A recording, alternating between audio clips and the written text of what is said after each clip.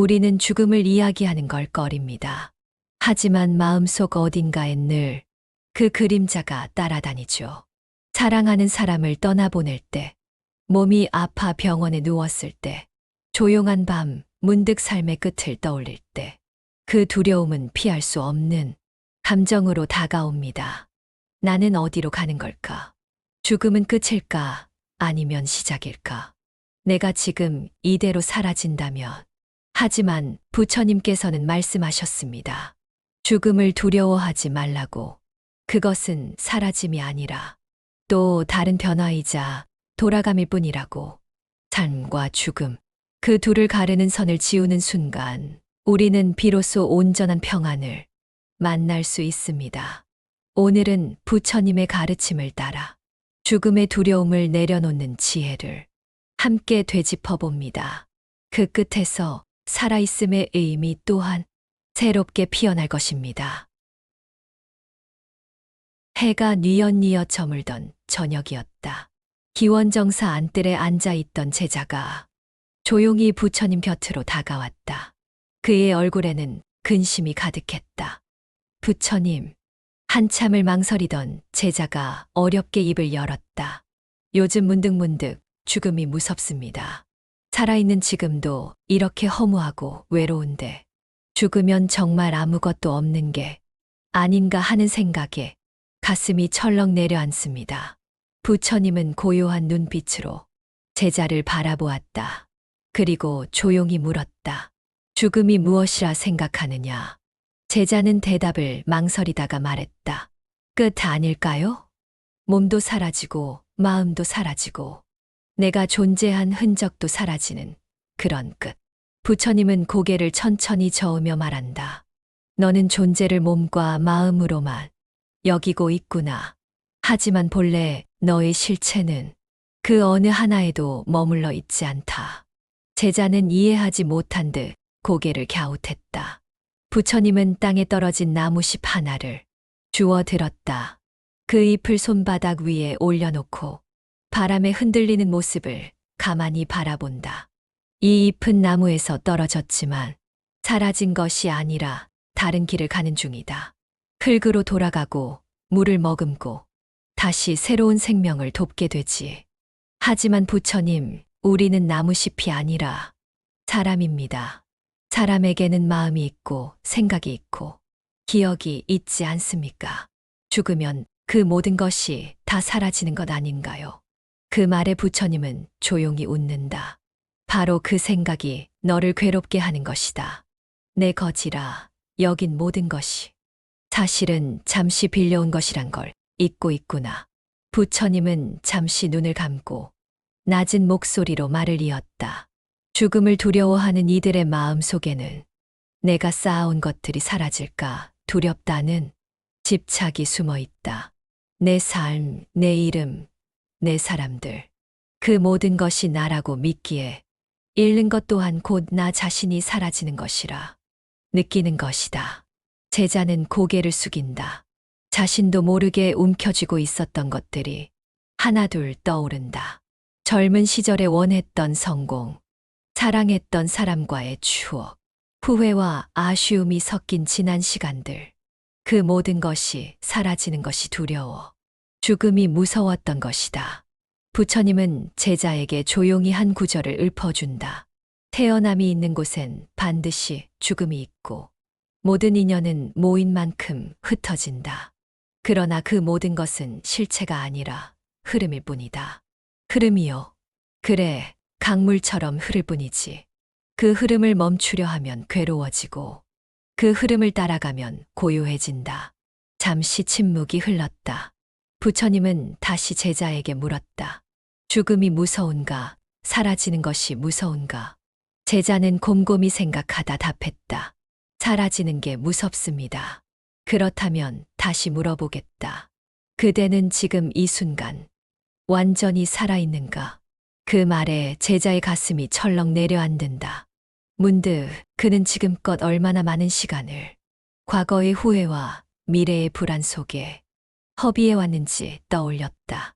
지금을 살지 않으면서 죽음을 두려워하는 건 아직 살아있지도 않은 이가 사라지는 걸 걱정하는 것과 같지 않겠느냐. 부처님의 말은 깊은 울림으로 가슴에 닿았다. 죽음을 이기려면 살아있는 지금 이 순간을 정말로 온전히 살아야 한다. 그대가 지금 이 한순간을 깊이 살면 죽음은 더 이상 두려운 존재가 아니다. 왜냐하면 그대는 이미 흘러가는 것을 받아들이는 법을 배웠기 때문이다. 바람이 불어 나무잎이 흔들리고 하늘은 어느새 붉게 물들어 있었다. 제자는 조용히 눈을 감았다. 마음속에서 작은 파문이 일었다. 그 파문은 두려움의 자리에서 시작되어 조용히 놓아주는 쪽으로 흘러가고 있었다. 죽음은 끝이 아닐지도 모른다. 오히려 모든 것을 내려놓는 가장 평온한 순간일지도 모른다. 그리고 그 진실은 살아가는 지금 이 순간을 더욱 깊고 뜨겁게 만들지도 모른다. 며칠 후 제자는 다시 부처님을 찾아왔다. 이제 그의 얼굴엔 처음과는 다른 표정이 스며 있었다. 두려움의 그림자는 희미해지고 그 자리에 무언가를 알고 싶다는 갈망이 서려 있었다. 부처님, 죽음을 덜 두려워하게 된 것 같습니다. 하지만 완전히 자유롭다고는 아직 말할 수 없습니다. 마음 한편엔 여전히 찜찜한 무언가가 남아있는 듯해요. 죽음을 받아들인다는 건 도대체 어떤 상태인가요? 부처님은 말없이 연못가를 가리켰다. 그 안에 한 송이 연꽃이 피어 있었다. 연꽃이 어디서 피는지 보았느냐? 제자는 그 연못을 바라보며 중얼거렸다. 진흙 속에서 피어오르지요. 그래, 진흙은 고통이고 두려움이며 무지다. 그러나 그 진흙이 있기에 연꽃이 피어난다. 죽음 또한 마찬가지다. 두렵다고 피할 일이 아니고 더럽다고 외면할 일이 아니다. 부처님은 연꽃을 바라보다 이윽고 천천히 입을 열었다. 반야심경에 이런 구절이 있다. 무고 무집착 무소득 고로 보살은 반야바라밀다에 의지하여 마음에 걸림이 없고 마음에 걸림이 없으므로 두려움이 없으며 뒤바뀐 헛된 생각을 멀리 떠나 완전한 열반에 들게 되느니라. 제자는 숨을 멈추고 그 말을 가만히 되뇌었다. 걸림이 없으면 두려움도 없다. 무언가 마음 깊은 곳을 두드리는 말이었다. 마음이 무거운 이유는 거기에 걸려있는 생각들이 익히기 때문이다. 죽음도 실은 두려운 게 아니라 그대 마음속에 있는 붙잡으려는 생각이 두려움을 만들어내는 것이다. 제자는 곧장 물었다. 그러면 그 걸림을 없애려면 어떻게 해야 하나요? 어떻게 하면 마음이 비워지나요? 부처님은 나뭇가지에 매달린 이슬 한 방울을 가리켰다. 해가 기울며 그 이슬에 햇살이 반짝였다. 이슬은 바람이 불면 떨어진다. 하지만 이슬이 스스로 떨어지려 하면 마지막까지 몸부림치게 된다. 마음도 같다. 억지로 비우려 하지 마라. 다만 있는 그대로 들여다보아라. 두려움이 올라올 때 그것을 없애려 하지 말고 그 두려움이 어떤 모양인지 어떤 감정인지 그냥 지켜보아라. 마치 구름을 바라보듯이 잠시 머물다가 흘러가는 그것으로. 제자는 고개를 끄덕였다. 죽음에 대한 두려움을 없애야겠다고 생각한 순간부터 오히려 그 생각이 더 커졌다는 걸 떠올렸다. 무서움을 인정하지 않으려 할수록 그 무서움은 그림자처럼 커졌었다. 부처님은 말을 이었다. 죽음을 두려워하지 않는 법은 죽음을 거부하지 않는 데서 시작된다. 생을 사랑하되 집착하지 않고 죽음을 받아들이되 포기하지 않는 것. 그 사이에 진짜 자유가 있다. 바람이 불어 연못의 물결이 일렁였다. 그 작은 흔들림 속에서 제자의 마음도 잔잔히 흔들렸다. 죽음이 무섭지 않게 되면 삶은 더 선명해진다. 오늘 이 순간이 얼마나 귀한지 알게 되고 만나는 인연 하나하나가 얼마나 소중한지 느껴진다. 죽음을 직면할 용기가 생기면 비로소 삶도 깊게 살 수 있다. 그 말에 제자의 눈가가 붉어졌다. 그는 그동안 너무 많은 걸 미루고 살아왔다. 언젠가는 해야지. 언젠가 말해야지. 언젠가 사랑해야지. 그렇게 미루다가 그 언젠가가 오지 않을까봐 두려웠던 것이다. 하지만 이제 알 것 같았다. 죽음을 외면한 채 살아가는 것이 오히려 죽음보다 더 허망한 삶을 만든다는 것을. 부처님, 죽음을 두려워하지 않게 되면 삶이 더 선명해진다고 하셨죠. 그렇다면 죽음이 있어야 삶도 빛나는 건가요? 부처님은 빙긋 웃으며 고개를 끄덕였다. 해가 지기 때문에 해가 뜨는 것이 찬란해 보인다. 꽃이 지기 때문에 피어있는 꽃잎이 아름답다. 삶도 마찬가지다. 죽음이 있기에 지금이 귀하다. 그날 제자는 긴 숨을 내쉬었다. 무언가를 놓아버린 듯한 숨이었다. 그리고 마침내 고개를 들어 하늘을 바라보았다.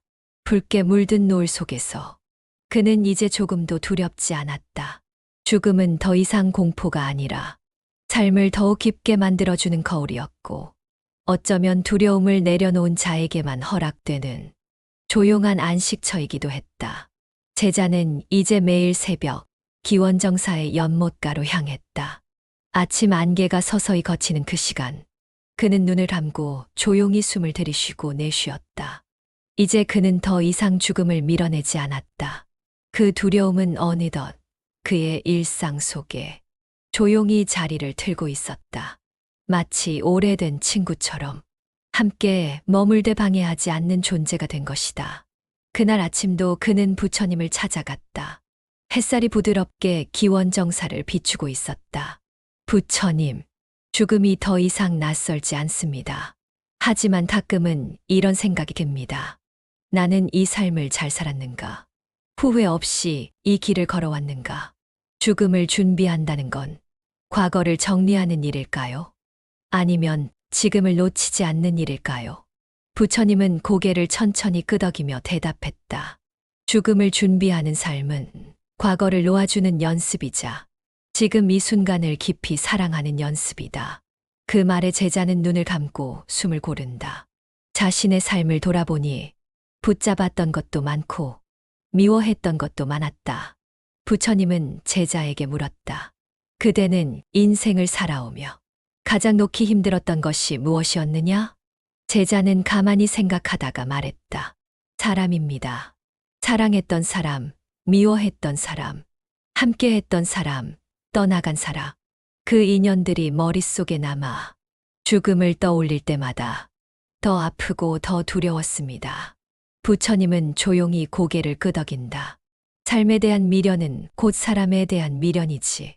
그러니 그 인연을 내려놓는 법을 배우는 것이 곧 죽음을 준비하는 길이다.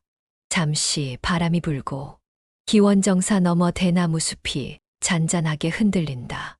그 소리마저 고요하게 들리는 시간이었다. 부처님은 다시 입을 열었다. 열반이란 불이 꺼지는 것이 아니다. 불이 더 이상 연료를 필요로 하지 않는 상태다.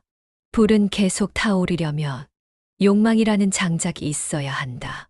두려움이라는 바람이 있어야 한다.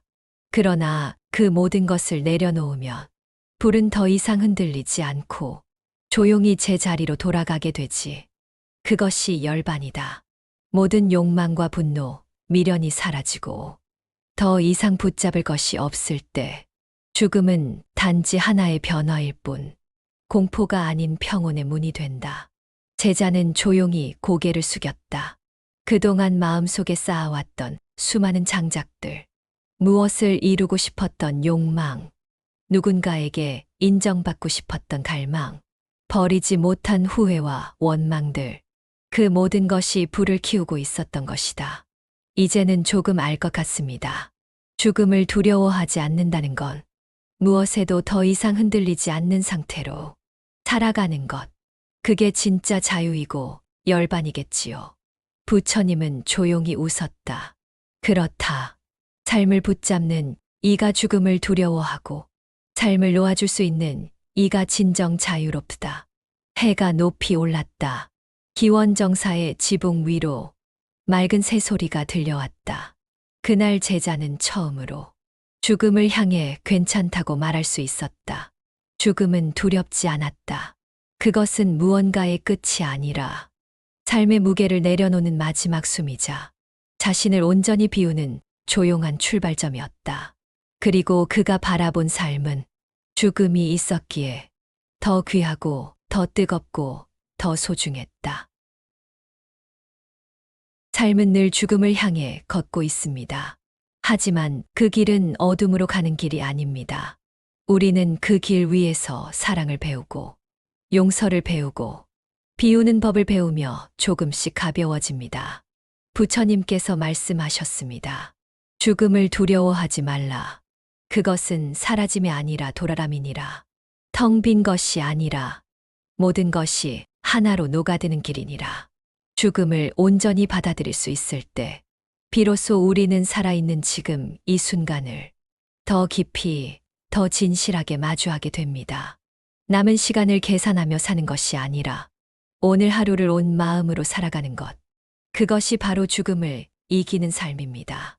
지금 이 순간 당신의 숨결이 따뜻하게 흐르고 있다면 그것만으로도 삶은 충분히 찬란합니다. 그리고 그 찬란함은 죽음 앞에서도 흔들리지 않을 것입니다.